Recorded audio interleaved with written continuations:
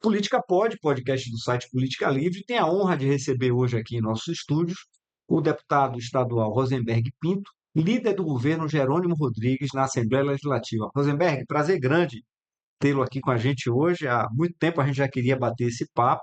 Para ajudar na entrevista, o jornalista Flávio Sanzi aqui vai conduzir comigo esse bate-papo. Enfim, queria dar as boas-vindas a você e começar com uma pergunta que eu acho que está na ordem do dia, né, Flávio? Que é exatamente a questão da chapa de 2026. O governador Jerônimo Rodrigues é o candidato natural, mas volta e meia aí tem uma especulação de que ele pode ser substituído pelo ministro Rui Costa, enfim. Como é que está esse negócio no PT? É Jerônimo Rodrigues o candidato no governo mesmo? Primeiro, Raul, alegria de poder estar aqui dialogando com você, com o Flávio. Denis está aqui nos bastidores, mas dizer que Jerônimo é candidato. Não existe essa conversa de Rui ser candidato a governador do estado da Bahia. E já respondendo à sua indagação com relação à chapa, há uma discussão que está ocorrendo. Na minha opinião, ela inclusive aconteceu de forma prematura do ponto de vista da composição do Senado.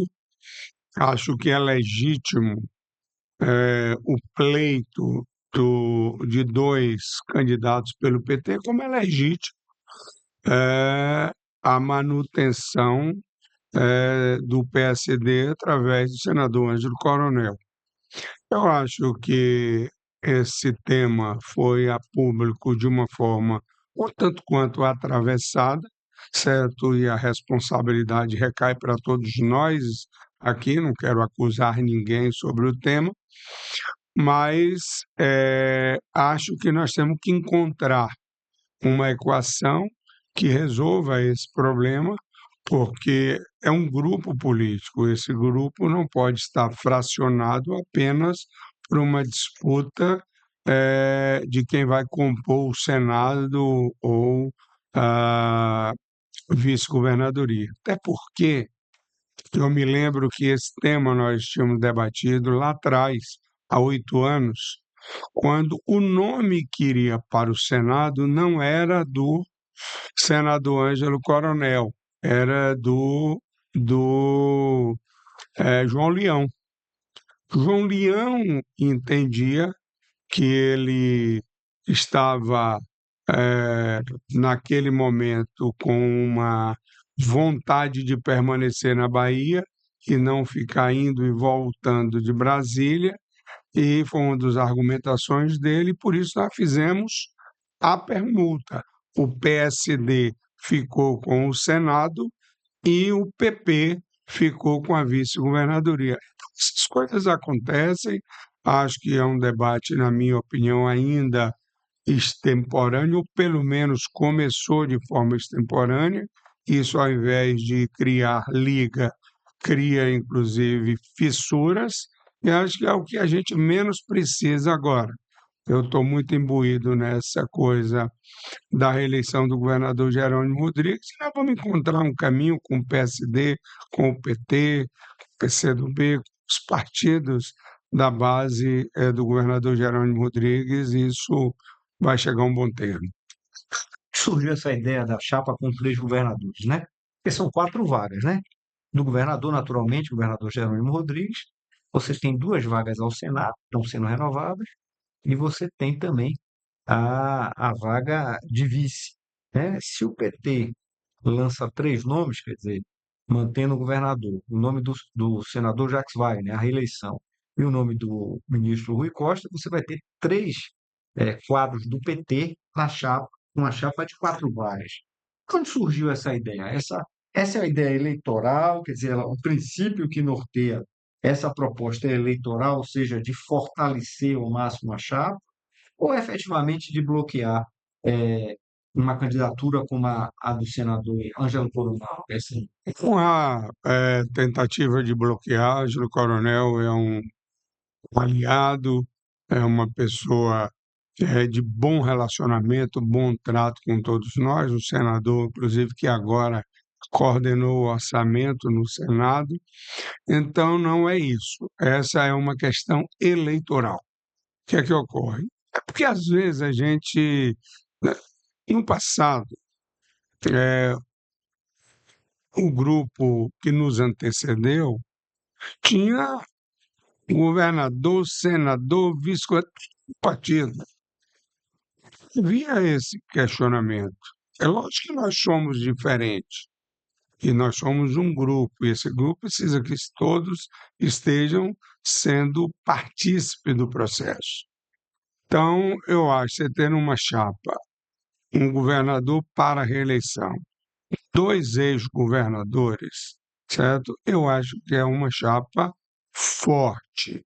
Eu não estou dizendo o que é isso, eu estou apenas respondendo o porquê de ter dois nomes que têm a sigla do PT. Se essa é a questão, de repente, se você, numa mudança partidária, um muda de partido, está resolvido o problema. Isso pode acontecer? Fala muito que o Rui pode ir pro Avante, pode falar. Não está, não. Eu estou citando como exemplo, eu estou dizendo, se fosse por conta de ser de partido, você distribuía em três, quatro partidos e resolveria a questão. Não é isso.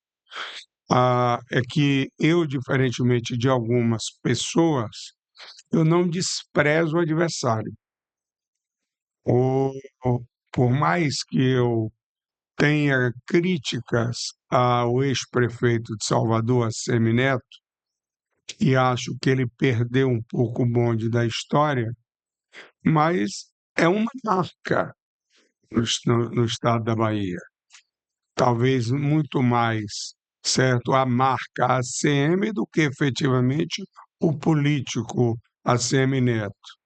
Então tem um recall por detrás disso. E eu não desprezo isso. Por isso que eu acho que nós temos que escolher a melhor chapa para ganhar as eleições. É lógico que nós temos que escolher a melhor chapa sem gerar distensão do nosso lado. Por isso que é um debate um tanto quanto, Raul, atravessado, Flávio, na sociedade política, sobre a saída de coronel, é porque querem bloquear coronel, é porque não sei o quê, por causa de... Não tem nada disso. Nós estamos escolhendo a melhor chapa, vamos escolher a melhor chapa. Se for com o coronel, será com o coronel, se for com o Rui, será com o Rui, com o Wagner e tal.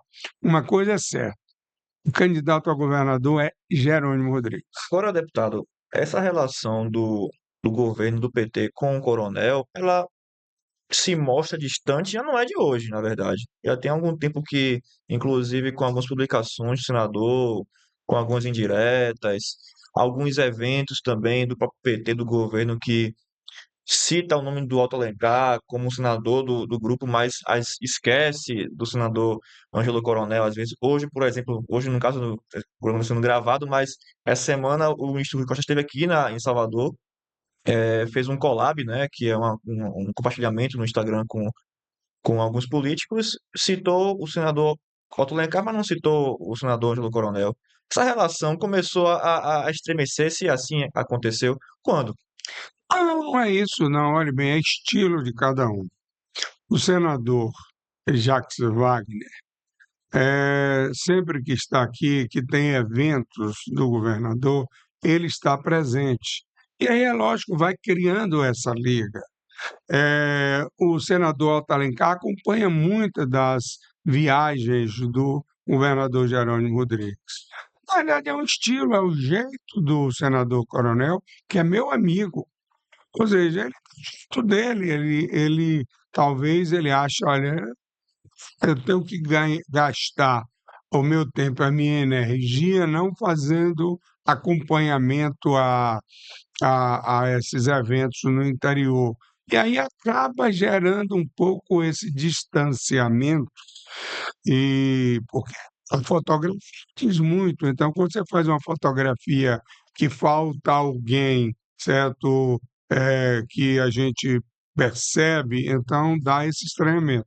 Mas não tem da parte, eu sou do PT, da parte do PT, não há nenhum tipo de posicionamento, de alijamento do senador Ângelo Coronel. É natural que na campanha foi ele quem fez vídeos, e você retratou aqui agora, determinadas manifestações um pouco distante da campanha. É natural que a militância, as pessoas verificam isso, mas Eu ia, não tem problema em eu relação a ia essa questão. tocar exatamente nisso, deputado. Assim, o PT passa para a gente seguir essa abordagem de Flávio que o coronel ele é supostamente menos fiel, né, ao grupo do governo do que o senador Otto Alencar. O senador Otto Alencar, de fato, ele termina estando muito aparentemente muito mais próximo do grupo do governo, inclusive do senador Jacques Wagner, do que o senador Ângelo Coronel. Então, daí surge exatamente talvez essa especulação de que o coronel não seria tão alinhado ao grupo, apesar de ter sido eleito na chapa de Jerônimo, do que o senador Otto Alencar, por exemplo. E o senhor citou um elemento interessante aí. É, acho que essa ideia ela se consolidou exatamente mais por ocasião da campanha ao governo de Jerônimo Rodrigues, onde os petistas cobravam uma Presença. presença do coronel que, segundo o próprio partido, não aconteceu, né? Agora, quando se pensa numa chapa dessa, é, se eventualmente o coronel não for indicado, o senhor acha que o PSD vai ter. Porque nós temos três petistas na chapa para quatro vagas. E nós temos uma quantidade de partidos razoável ao lado do governo, né? Que partido, na opinião do senhor, mereceria ocupar essa quarta vaga? Estou falando aí tanto a vaga ao Senado quanto a da vice, A eventualmente. discussão, ela nunca foi, ao olhar eleitoral, de uma forma mais partidária. Do ponto de vista programático, talvez, quando você citou aí essa coisa de fidelidade, não digo nem fidelidade. Eu acho que o senador Otto Alencar, ele está mais alinhado programaticamente do que o senador Ângelo Coronel. Talvez esse seja o ponto-chave e o estranhamento, certo, da militância, da sociedade e tal. Eu trabalho muito com a opinião pública, ou seja, quando você verifica na opinião pública a densidade eleitoral, é natural que a densidade eleitoral do ministro Rui Costa é algo surpreendente. Ex-governador, está aí, fez um governo que as pessoas elogiam bastante no interior e aqui Foi na reeleito capital. muito bem, Foi deixou o governo reeleito, com uma popularidade uma alta. alta, reelegeu elegeu o seu sucessor. Então, é disso que nós estamos falando. Eu acho que é preciso sair do tema das divergências partidárias e debater uma composição de uma chapa, certo? Com a densidade eleitoral capaz de fazer um enfrentamento, certo? Ao nosso adversário. Nós não ganhamos a eleição com uma folga muito grande. Nós ganhamos a eleição, certo? Com Detalhe ali. um detalhe. Acho até que nós ganhamos a eleição, e um dos pontos, para além da qualificação do nosso grupo, certo? Da densidade eleitoral, do jeito humilde e de Jerônimo, mas eu acho que do outro lado passou um sentimento de já ganhou, de arrogância, de composição, que isso também nos ajudou. Então, nós não podemos desprezar essas coisas numa disputa futura. Nós estamos acompanhando. O cenário nacional e o cenário estadual requer cuidados. Nós não podemos achar que já ganhamos a eleição e qualquer montagem de chapa serve. Nós temos que escolher o que é melhor. Por isso que a discussão não é de que partido nesse momento, até porque o programa ele já foi ajustado lá atrás no primeiro governo, na primeira eleição de Jerônimo. Então, o programa está ajustado. Então, agora que composição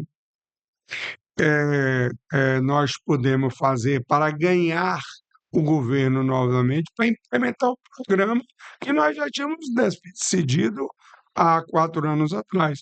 Pode ser feito ajuste? Pode ser feito ajuste, porque a realidade é muito dinâmica, mas eu acho que é muito disse-me-disse, mas o que está por detrás é a qualificação, é a capacidade eleitoral de uma chapa para disputar a eleição com alguém que a gente não pode desprezar. Agora, além da qualificação que o senhor citou, me parece que também há uma articulação nacional para que o Senado, na próxima legislatura, não É fique verdade, enfraquecido, né? é verdade. E assim, eu acho que o governo entende que Rui Costa seria um player mais confiável para o governo Lula, caso ele consiga a reeleição, do que o Ângelo Coronel, visto que a oposição nacional hoje trabalha com a eleição de senadores e há uma probabilidade de realmente eles aumentarem a bancada.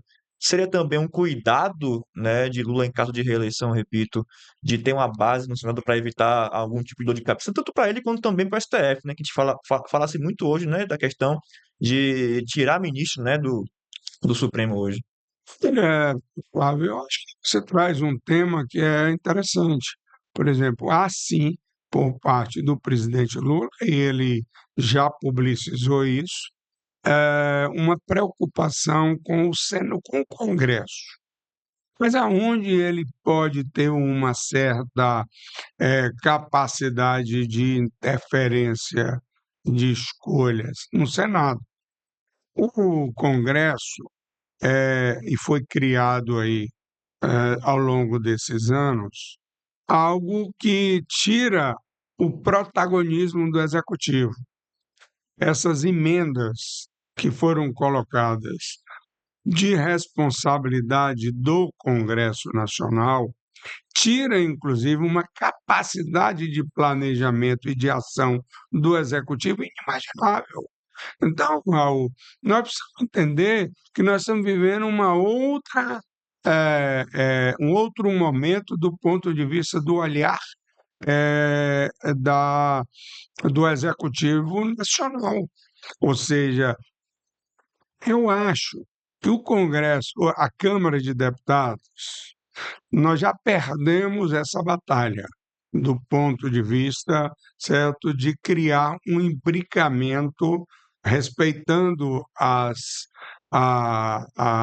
independências, mas criou uma situação na Câmara que ali o centro tem uma predominância muito grande, que ela aí com Lula, é com Bolsonaro, é com Lula, é com Tarcísio, é com quem for, haverá nesse centro ali uma interferência no executivo grandiosa. Então, o que é que Lula está pensando? E acho que os outros que pleiteiam ser presidente da República deveriam também estar pensando. Como eu posso criar um relacionamento com um desses espaços, e o Senado talvez seja esse local, que possa dar uma determinada proteção de diálogo entre o legislativo e o executivo. E aí eu acho que essa questão da composição da chapa aqui é verdade, você coloca muito, talvez, para Lula, talvez não tenho certeza que para Lula, alguém como Jacques Wagner e como Rui tem uma relação de afinidade programática muito maior do que com Ângelo Coronel, que isso não tira a legitimidade de Ângelo Coronel de disputar, inclusive, essa chapa. Agora, Gustavo, tem essa questão aí, na verdade, de se ter um quadro alinhado com o governo Lula no Senado, quer dizer, a importância dessa estratégia, o próprio Lula tem revelado isso, mas tem também a importância do reforço eleitoral à chapa, né? Quer Sim, dizer, claro. é importante que você tenha um candidato que, de alguma forma, também capilarize, traga eleitores, enfim, não seja uma figura que esteja, embora a gente saiba que o governador é quem puxa normalmente os candidatos ao Senado, tem que ter, esses candidatos têm que ter algum tipo de expressão eleitoral. Dos partidos mais importantes da base, a gente imagina aqui, né? Teríamos o PSD, depois do PT, né? O PSD, O o Avante, Avante e o o MDB, MDB, já que o PP está dividido e, inclusive, agora com essa federação, com o União Brasil, se enfraquece um pouco na relação com o governo, é o verdade. que eu imagino. Então, desses três partidos, né, o senhor acha que um candidato ao Senado ou a vice poderia sair de qual desses três partidos aí que a gente vê como os mais expressivos da base? Não seria da minha parte assim um achismo. Estou há 1 ano e 4 meses de uma eleição, colocar qual o melhor partido, qual o melhor nome. Eu acho que nós tivemos o tempo inteiro essa composição com o PSD, que hoje é o maior partido assim, com representação no Estado, é o PSD. Então, eu enxergo que, por ordem, certo, está posto. Tanto que essa disputa é do senador Ângelo Coronel, e ele coloca isso partidariamente. Mas eu acho que tanto o senador Jacques Wagner quanto o ministro Rui Costa construiu, ao longo das suas 2 gestões, cada um como governador, capacidade de interlocução com esses outros partidos para acomodar, certo, essa relação. Por exemplo, alguém já tinha especulado, o PSD foi um acordo que foi feito para a presidência da Assembleia Legislativa ser já do PSD pensando e tal. Não tem nada disso. A eleição de Ivana se deu numa casualidade, com todos os méritos de Ivana, numa casualidade temporal, ou seja, havia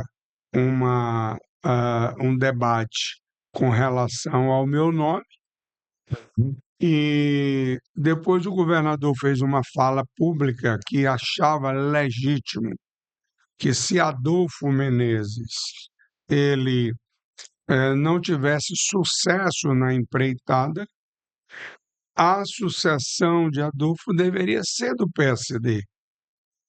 Então, o que é que eu fiz? Olha, se é isso, e se esse é um entendimento nosso, vamos logo buscar a vice, PSD ou o vice do PSD. E nós dialogamos com o governador, estava eu, estava o Adolfo, estava a Ivana, estávamos todos, e foi nessa reunião.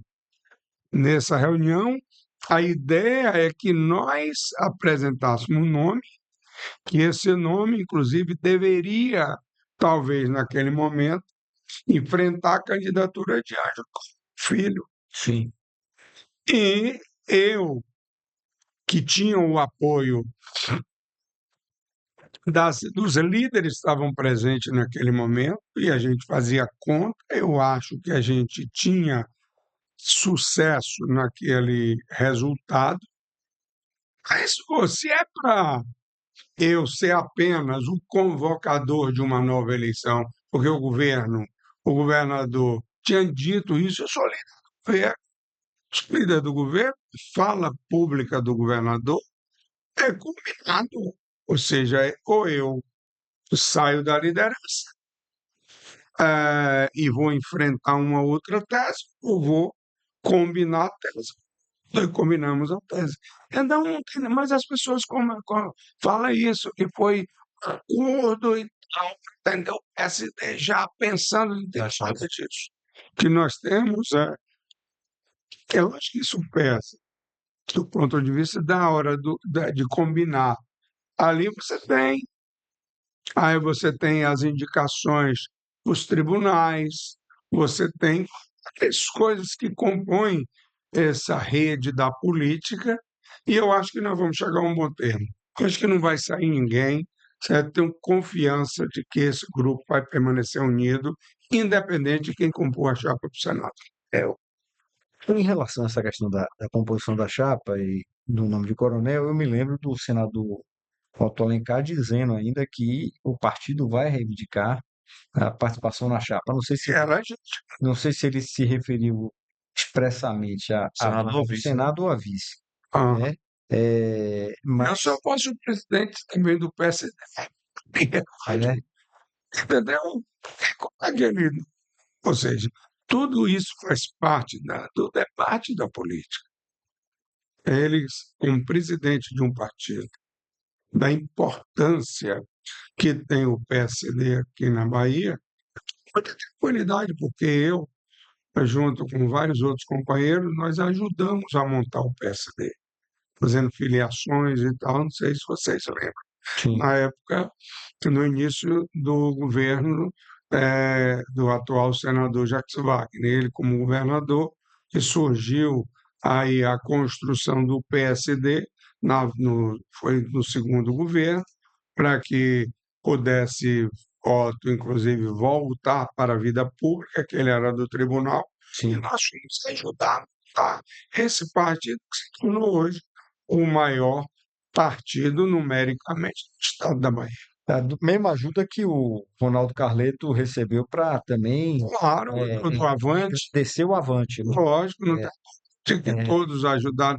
Porque é uma família, é um grupo. Se as pessoas querem, é no Avante, ou é no PT, ou é no PSD e tal, cada um vai se ajustando de acordo ao seu olhar programático. Agora, deputado, veja, o senhor até que participou dessas discussões sobre a sucessão na Assembleia, que resultaram na eleição da deputada Ivana Bastos, que é do PSD. Veja, o hoje senador Ângelo Coronel construiu, inclusive, sua campanha, né, ou pelo menos fincou ali as bases para disputar essa vaga de senador a partir de sua posição na Assembleia Legislativa, de presidente, Verdade. né? Ele se elegeu com uma certa independência, a verdade é essa. Acho que não sei se teve exatamente, o senhor pode até lembrar, se teve exatamente o PT fechado em torno dele, mas ele acabou se elegendo e a partir da posição institucional que ele alcançou, ele fez uma articulação importante que terminou resultando na escolha dele para candidato ao Senado, ao lado do senador Jacques Wagner, na época, né? Na campanha à reeleição do então governador Rui Costa. O senhor acha que a deputada Ivana Bastos pode seguir o mesmo caminho, quer dizer, se aproveitar dessa posição privilegiada que ela tem hoje na presidência da Assembleia para construir também uma candidatura ou a vice ou ao Senado na chapa do PT?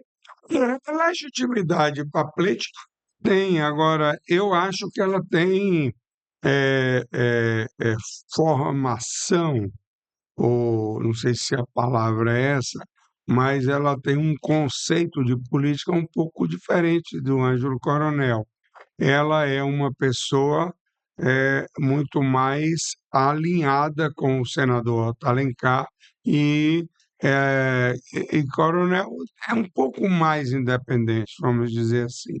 Então, o Coronel fez uma caminhada diferente da caminhada que ela está fazendo lá. E isso talvez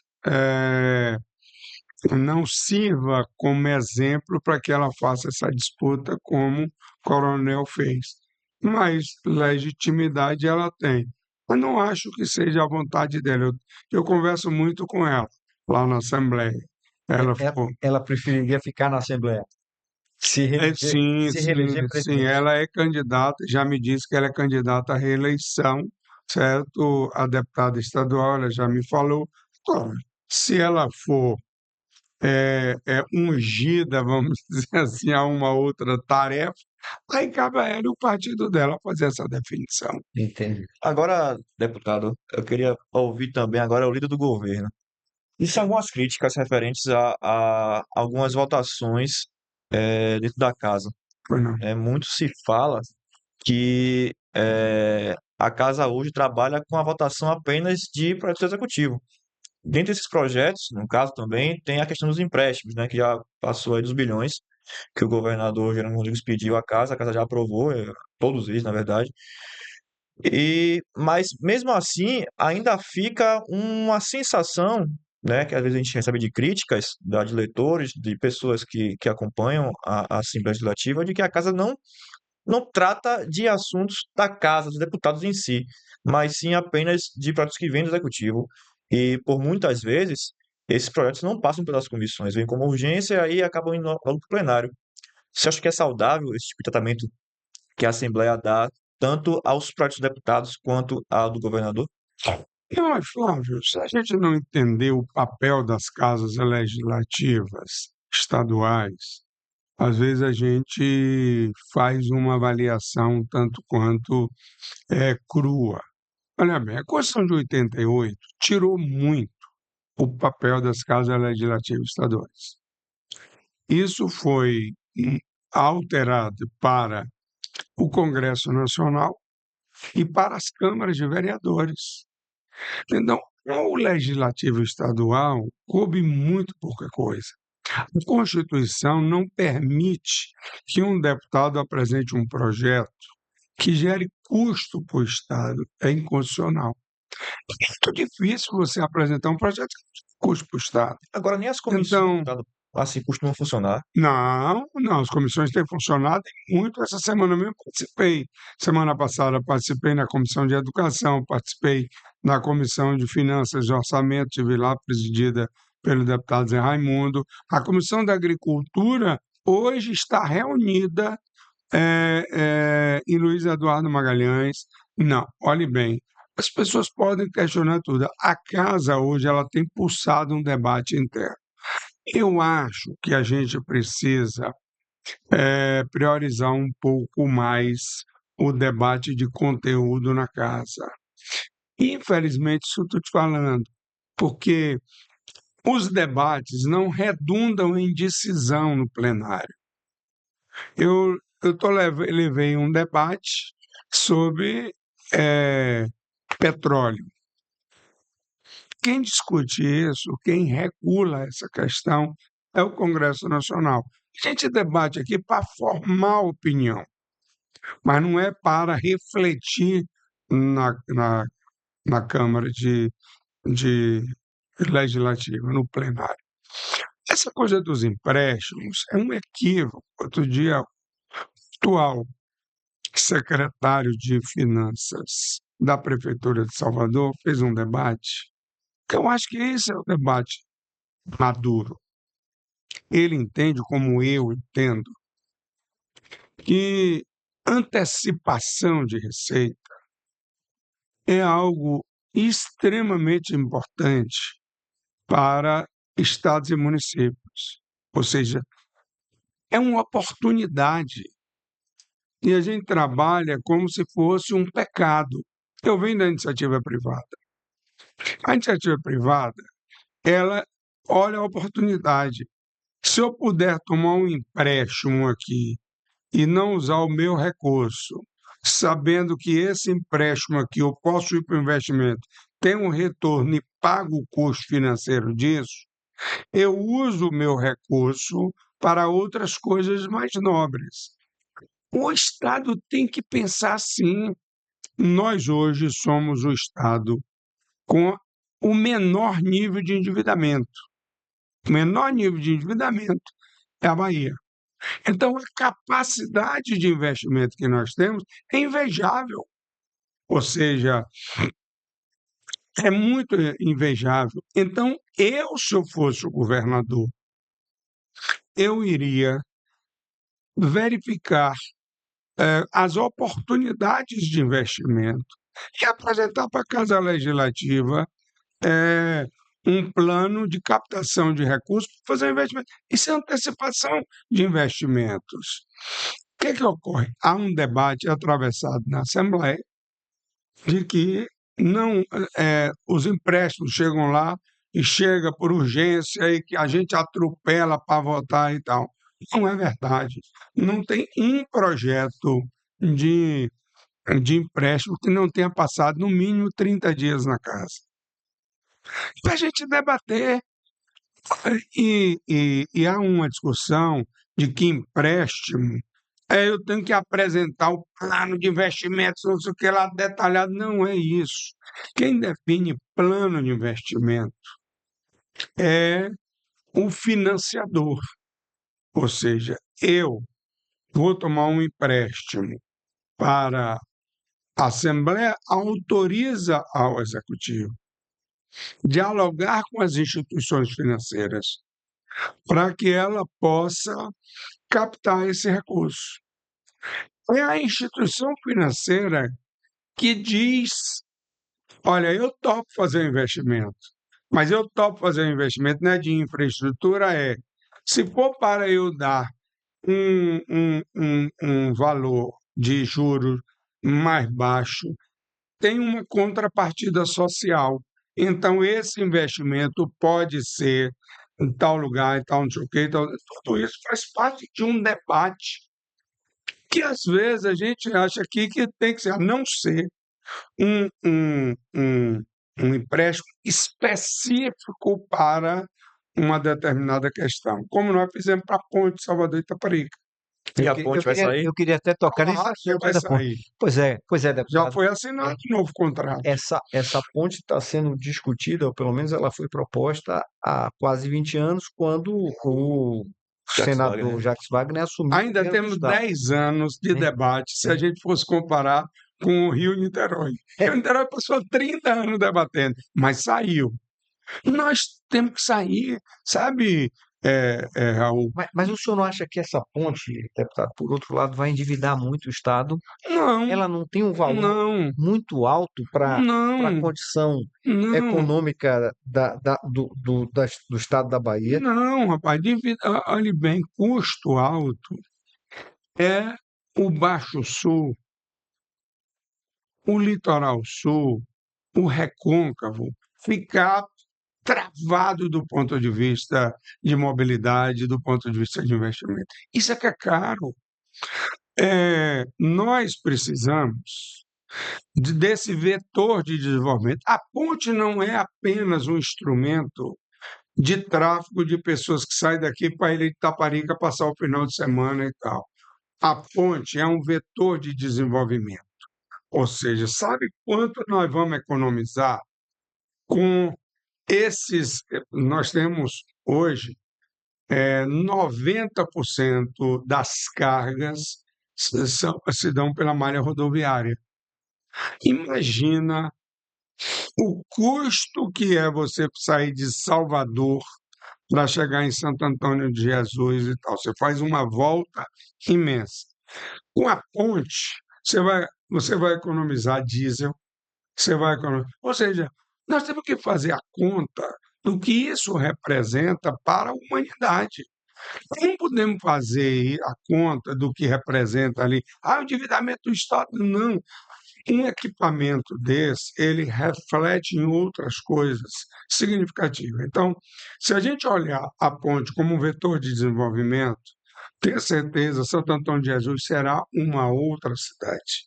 Um diálogo com Salvador, a Rápida, hoje, Santo Antônio de Jesus tem se transformado num setor moveleiro muito grande. As pessoas saem daqui para comprar móveis em Santo Antônio de Jesus. Então, isso vai ter uma possibilidade, certo? Nós, para trazer algum paciente com problema de saúde de Salinas da Margarida para cá, é um transtorno. É um transtorno. Então, todas essas, é a somatória de todos isso. O investimento é um investimento alto, é um investimento. Parte é do governo do Estado, outra parte da iniciativa privada, certo? Que tem lá seus interesses de retorno. Eu sempre gosto dessa linha governo iniciativa privada, porque a iniciativa privada ela demora, porque ela faz conta do retorno. E quando a gente faz errado, dá no que deu a Via Bahia.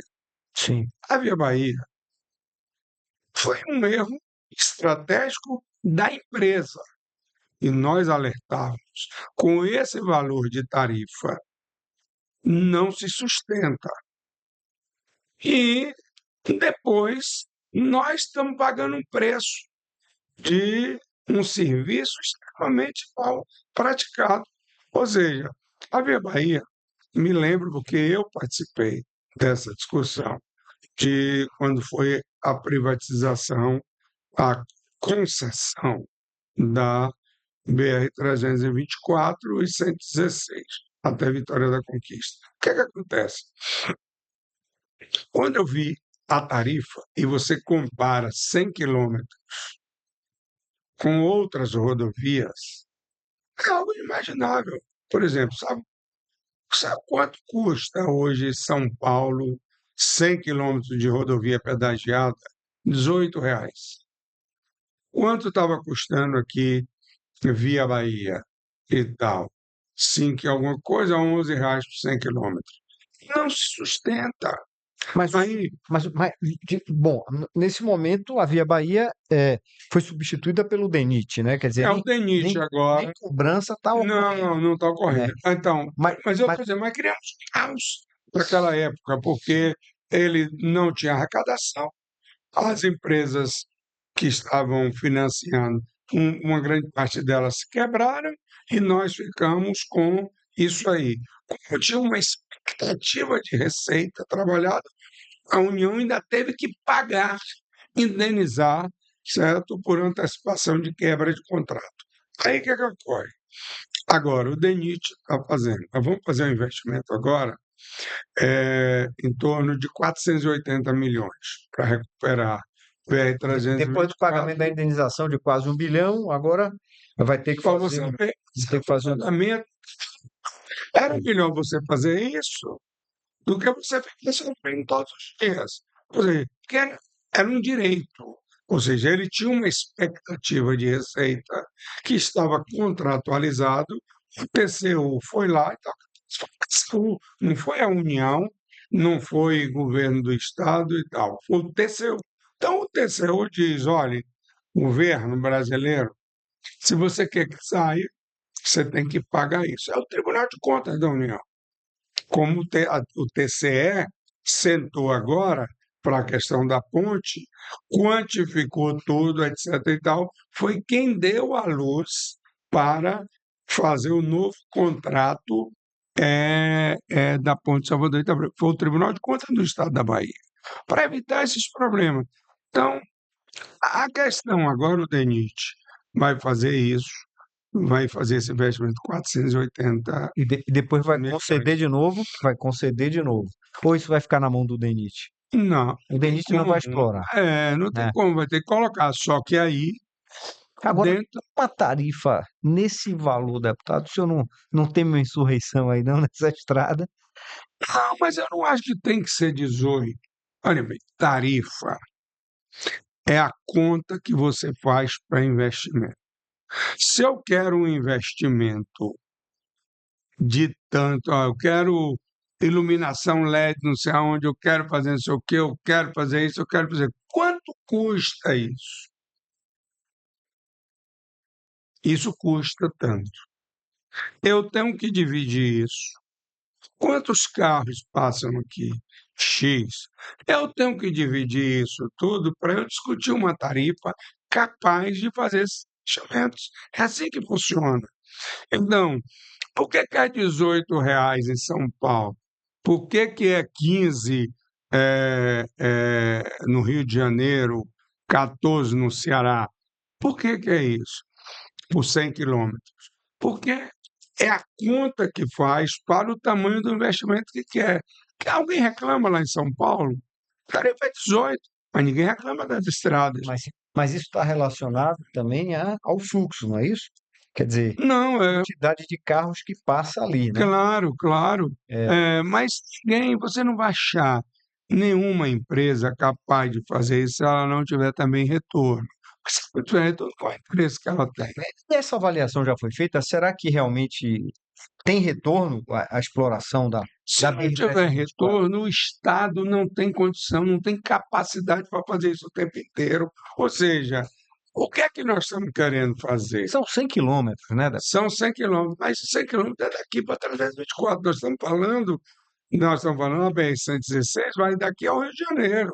Nós estamos falando de um trecho Salvador, Vitória da Conquista, Sim, porque nós temos que recuperar isso, porque sim. duplicar aquilo ali Esse é um trecho importante. é um trecho importante, É, porque é. disso que estou falando, porque a Lipen, eu passei ontem por ela, eu estava em viagem, antes de ontem, desculpa, eu passei nela, passei na 116 e passei na 101. Ou seja, é caríssimo o risco que você Sim, tem sim, sim, de uma estrada, sim. certo, de Mas, mão única, até de exatamente. mão dupla. É. O Na risco é muito na alto. condição que está, É até muito, Vitória da Conquista. é muito arriscado os acidentes que acontecem. Então, vale a pena eu entregar isso para a iniciativa privada com o objetivo de ter um retorno e reduzir os acidentes numa coisa. É disso que a gente precisa falar. As pessoas fazem a conta, certo? É meramente matemática. E nós precisamos fazer a conta social. O que é que isso representa para a sociedade? É disso que nós estamos falando. Então, eu acho, O governo poderia, por exemplo, subsidiar essa tarifa? claro, claro, o governo, o transporte público de Salvador. Gente, aqui eu não discuto é, emoção, eu discuto realidade. Sim, Sei o que Bruno não deve sofrer com relação bate de tarifa. Uma cidade como Salvador, com uma dificuldade geográfica muito grande, de transporte, etc. e tal, tem que subsidiar. Se não subsidiar, não funciona. O metrô só funciona na forma que está aqui. O Estado subsidia e muito, não é pouco, não. As pessoas que estão ali, às vezes ela paga uma tarifa que o Estado paga duas vezes a tarifa que ela está viajando. Ou seja, é o custo social. Acho que é o custo social que a gente tem que debater. Então, essa coisa, o que é que o DENIT está fazendo? Vai estar fazendo esse investimento emergencial aí durante pelo menos 1 ano e meio, que eu acho que é quando você terá uma nova concessionária, e vai se debatendo. Se vai custar R$ 20, R$ 18, R$ 14, R$ 13, vai depender do que você quer de retorno e de investimento para isso. A concessionária vai se ajustar para isso. Estava falando aqui sobre a estrada de Jequitinhonha, a ponte do Rio de bom, Jequitinhonha. isso é um problema, né, deputado? É, mas, bem, qual é o lance? O que é que aconteceu ali? O DENIT vinha fazendo estudos sobre as pontes. Nós temos, pelo menos, 120 pontes administradas pelo DENIT aqui no estado. Aquela era uma que havia um feedback da sociedade de que ela estava com problema. Então, o que é que foi feito? Aí gerou um disse-me-disse, então, o que é que o Estado fez? A União tomou. Fecha, porque se acontece ela cai, aí a crise era outra, as perguntas seriam Mas por outras. que deixar chegar a esse estado da ponte? Que eu vi algumas imagens de como é que tá Claro, lá, é inacreditável aquele estado. 6 anos antes do governo do presidente Lula que não se botou um cimento em nenhuma ponte. 6 anos. Governo Bolsonaro e Michel Temer. 6 anos sem fazer um. Se você pegar aqui, de asfalto, foi feito nesse período um asfalto de Salvador, de Feira de Santana, a um entroncamento ali de Tanquinho ali, certo?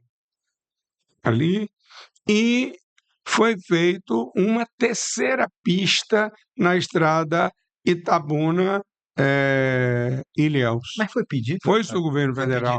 foi pedido ao governo federal que fizesse intervenção Mas o na governo federal precisa fiscalizar. Ninguém tem que pedir nada. O DENIT tem que fazer isso. O superintendente atual agora mandou fazer.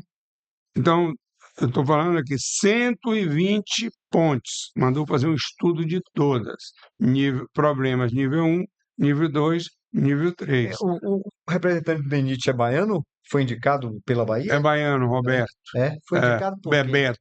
Foi indicado por quem, deputado? Rapaz, não sei, porque governo federal, não tenho muita relação. Ah, Eu conversei com ele, e, ou seja, qual é o problema da Jequitinhonha? Quando foi verificar, teve que fechar. Aí, quando você for fazer os estudos agora, se verificou que é possível e não está na degradação que as pessoas estavam dizendo, precisa ter um determinado cuidado e liberar para os carros pequenos. Paralelo a isso, vai ser feito ali uma retirada de asfalto, porque quando você faz aquela raça, tira aquele asfalto ali em cima, a gente pensa que funciona, vai tendo asfalto e você vai recapeando, vai ficando alto e tal. O que ocorre? Peso, né? Quando você fresa ali, ou você tira 150 toneladas de cima da ponte. esse é o cálculo. É, é brincadeira. Espia, contaminação, Zembeg, é altíssimo. Então, você vai tirar, eles vão fazer um fresamento, vai lixar aquilo, tira, e vai fazer um recapeamento fininho, para não ter problema. Com isso, você diminui a carga em cima da ponte. Agora, deputado, saindo da questão da ponte do Jequitinhonha, Bora. eu quero ir para outras obras também que, né, Bora, se eu a souber. gente acompanha, né, no dia a dia que realmente estavam em estado deplorável. Claro, Por exemplo, centro de convenções, até então não se tem uma definição do que vai se fazer com aquilo ali.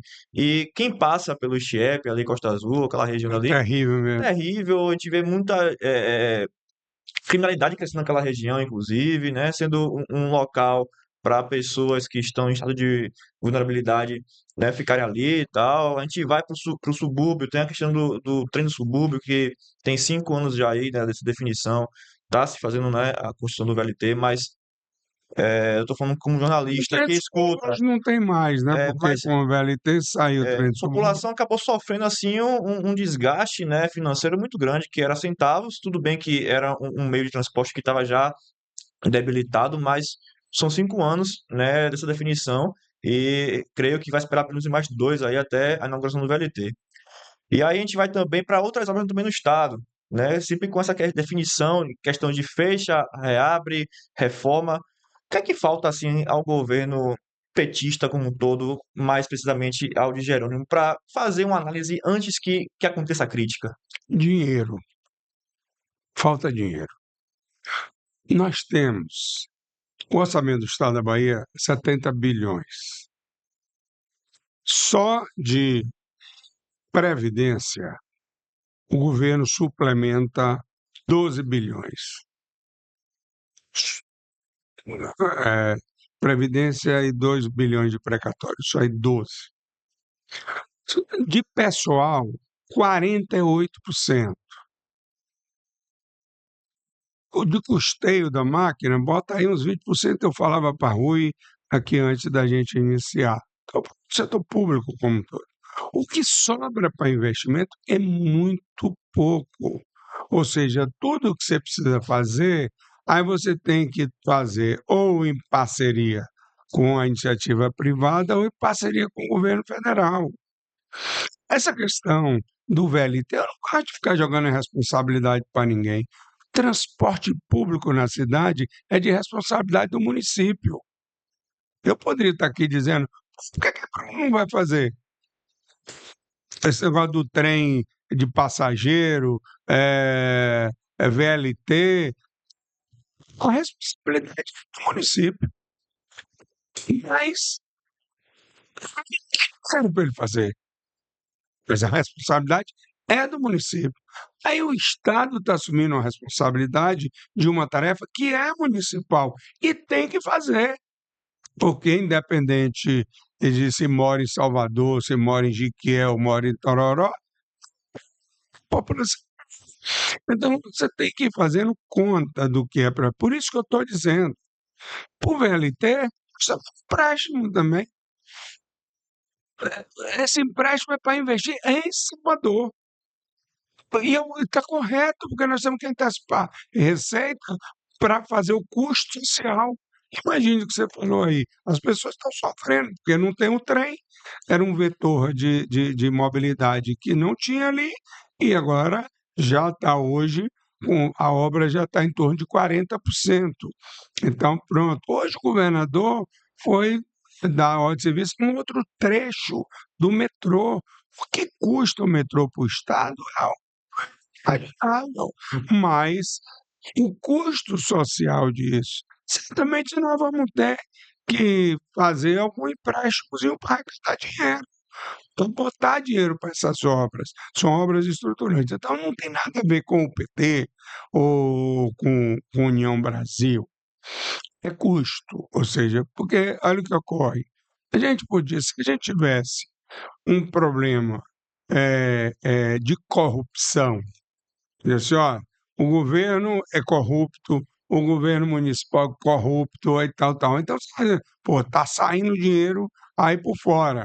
Então, não há denúncias assim, seja da Prefeitura de Salvador, seja do governo do Estado da Bahia, com relação à malversação, assim, nesse formato do dinheiro público. Tem um problema aqui, outra coisa, é natural, nós estamos falando, certo, de ser humano, agora, de gente que administra isso, mas não há. Então, é dinheiro.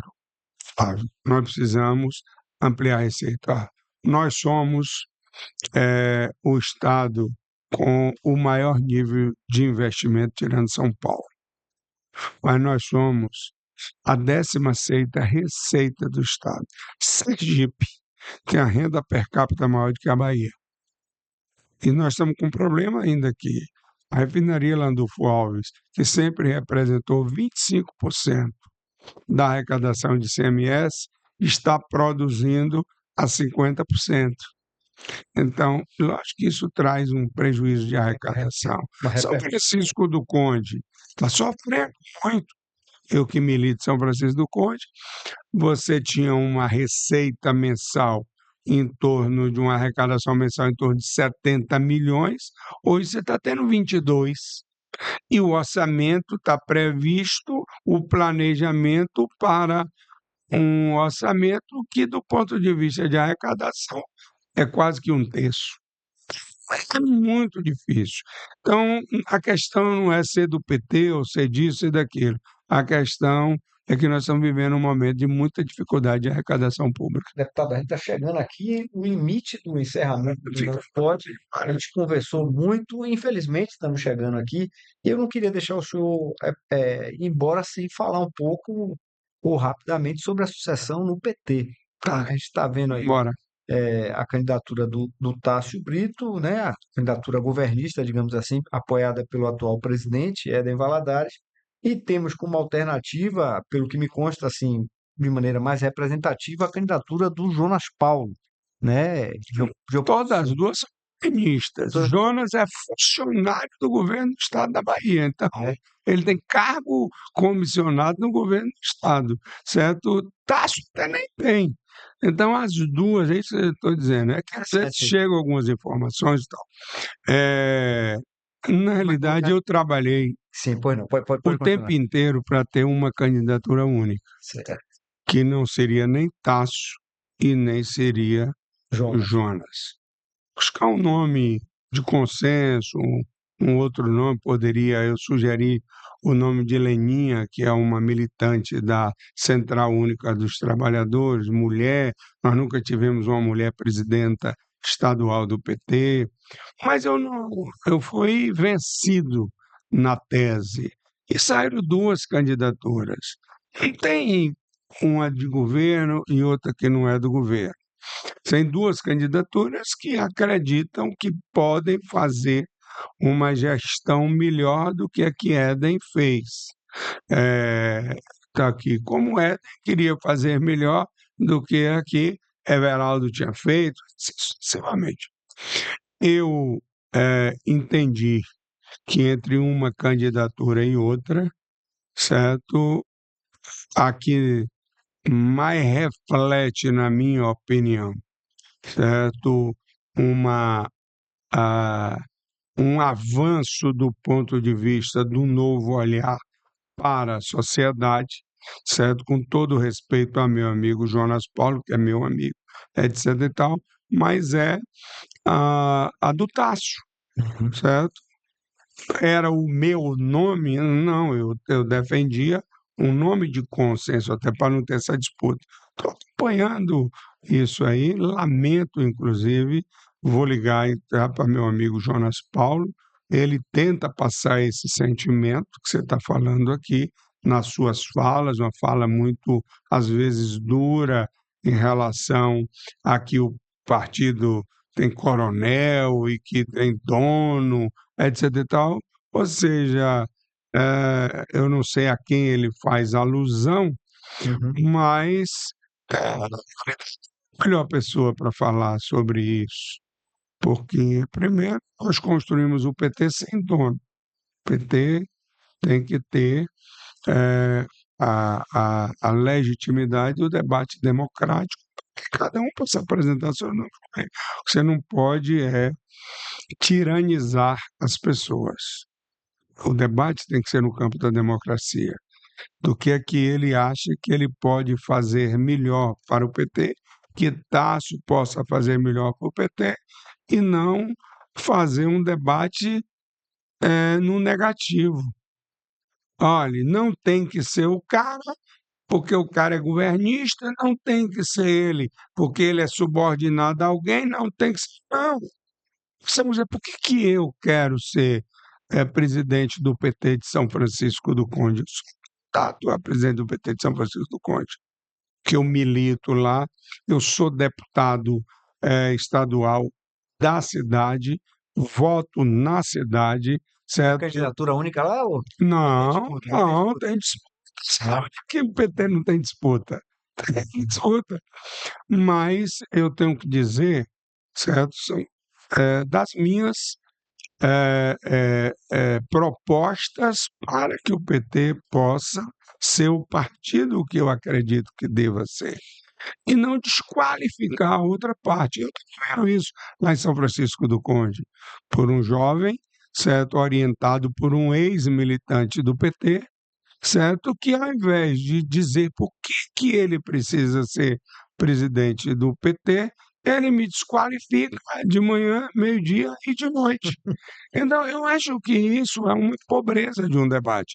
Então, da mesma forma, aqui com relação ao PT, que você me perguntou, eu espero que a gente chegue logo dia 6 para sair dessa seara.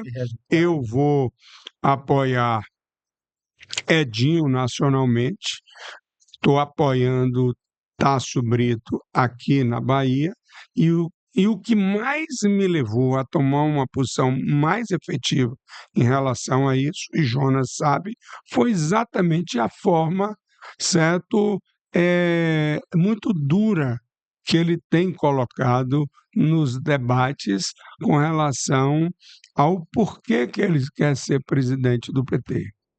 Deputado, muito obrigado mais uma vez. Um prazer grande tê-lo aqui com a gente. Espero que o senhor retorne outras vezes, né, porque o senhor tem muito assunto aí que a gente pode abordar com o senhor, né, Flávio? Foi um prazer imenso tê-lo aqui. Viu? As portas do Política Pode, podcast do site Política Livre, estão abertas aí para o senhor. Então, eu que agradeço aí a paciência de vocês, de Flávio de Dentes estar ali cuidando da gente, e dizer que assim que tiver a oportunidade, me convide que eu estarei aqui. Mas eu vou fazer um convite depois a você, a todos aqui, para a gente fazer uma conversa separada, tomando uma cervejinha, conversando um pouco Mais relaxado, mais relaxado. bem relaxado. Foi tranquilo e tal, que foi água. Né? Foi Fazer água. o líder com o líder da oposição também. Fazer Pode ser, o Tiago é um excelente deputado e tal, e a gente pode fazer isso aqui, sim, ótimo, viu? deputado. Eu que agradeço, um abraço, boa tarde aí a todos os seus telespectadores, ou bom dia ou boa noite, vai Na hora que depender for, muito do a horário gente vai decidir aí das pessoas. que vai lá e vamos comunicar previamente, viu? Eu te agradeço. Abraço. Um abraço, deputado.